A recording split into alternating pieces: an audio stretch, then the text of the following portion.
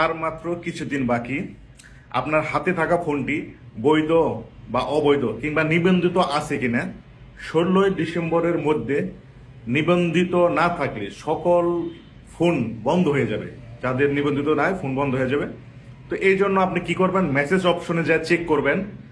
Message অপশনে যে বড় হাতের KYD, বড় হাতের KYD লিখে একটা স্পেস দিবেন। দেওয়ার পরে IMEI নাম্বার সেখানে বসাবেন।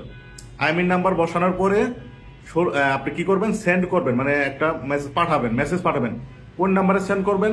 16002 এই নাম্বারে সেন্ড করলে আপনার মোবাইল বৈধ না অবৈধ নিবন্ধিত আছে কিনা সেটার একটা মেসেজ আসবে। আর যারা IMEI নাম্বার জানেন না তারা কি করবেন, *#06# এটা দিলে আপনি IMEI নাম্বার পাবেন। আপনার ফোন থেকে ডায়াল অপশনে *#06# এটা দিলে আপনার IMEI নাম্বার আসবে। তো এই IMEI নাম্বারটা কি করবেন, মেসেজ অপশনে যে আপনি কি করবেন, বড় হাতের KYD লিখে একটা স্পেস দিবেন, সেখানে IMEI নাম্বার বসাবেন।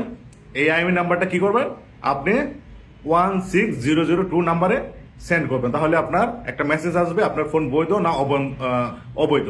তো এটার জন্য সরকার 16 তারিখ পর্যন্ত একটা নির্দিষ্ট ডেট দিয়ে দিয়েছে। এরপরে অনিবন্ধিত ফোন সব বন্ধ হয়ে যাবে। ভিডিওটি সবাই শেয়ার করুন, সবাইকে জানিয়ে দিন। আসসালামু আলাইকুম।